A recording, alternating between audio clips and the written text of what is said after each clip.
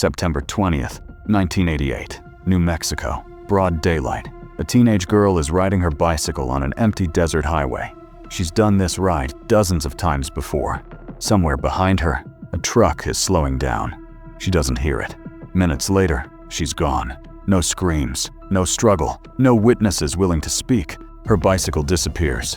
Her body is never found. And 9 months later, over 1,500 miles away, a single photograph appears. A photograph so disturbing that it divides the FBI, Scotland Yard, and America's top forensic laboratories. And more than 35 years later, authorities would quietly admit something chilling. They believe they know who did it. This is the disappearance of Tara Leigh Calico. Tara Calico was not reckless. She wasn't running from anything. She was 19 years old, a college student, living in Belen, New Mexico. She was close to her family, had a steady boyfriend, and lived a structured, ordinary life.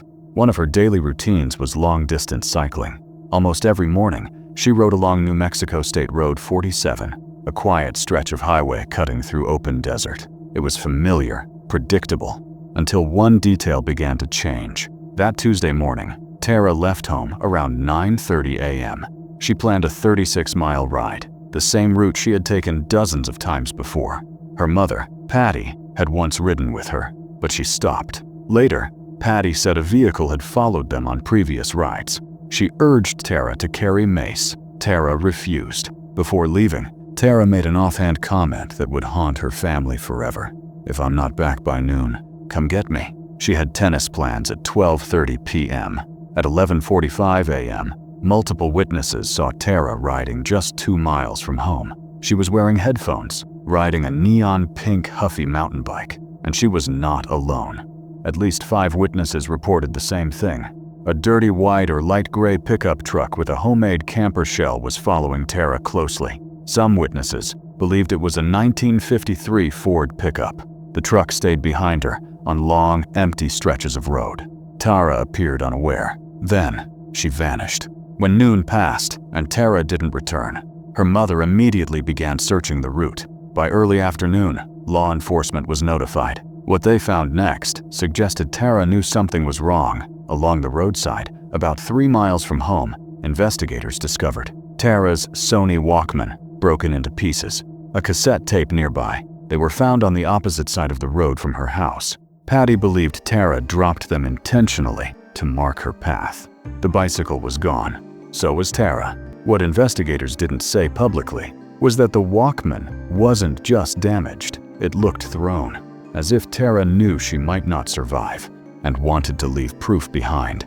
9 months later, June 15, 1989, a woman found a Polaroid photograph lying in a convenience store parking lot in Port St. Joe, Florida. The image was horrifying. It showed a young woman and a young boy bound and gagged with black duct tape. They appeared to be inside a van. When the photograph aired on national television, Tara's mother saw it and immediately broke down. She believed the woman was Tara. Why? A scar on the woman's leg. A V.C. Andrews novel nearby, Tara's favorite author. But what followed became one of the strangest forensic disputes in modern criminal history.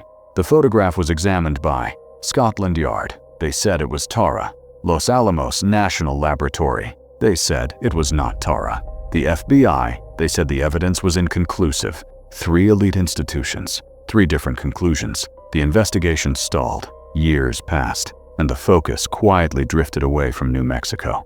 Former Valencia County Sheriff Rene Rivera eventually presented a disturbing theory. He believed Tara was hit, accidentally, by local teenage boys. According to Rivera, the boys had been harassing her. A collision occurred. Tara was injured. Panic set in.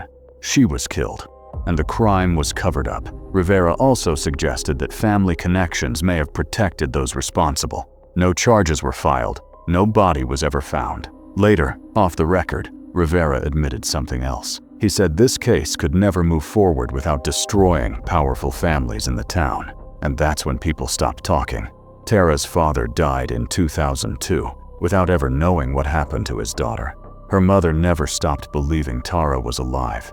She kept Tara's bedroom ready, left gifts on birthdays and holidays. She died in 2006, still waiting, In June 2023, 35 years later, the Valencia County Sheriff's Office made a quiet announcement. They stated they had identified the offenders, gathered sufficient evidence, submitted the case for prosecution review, but every name was sealed by court order.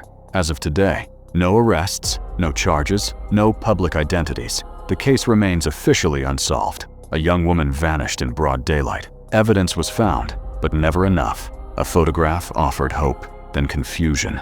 And decades later, the truth is still locked behind sealed files. Someone knows exactly what happened on that road. And for 35 years, they've chosen silence. Tara Calico left home on a bike ride.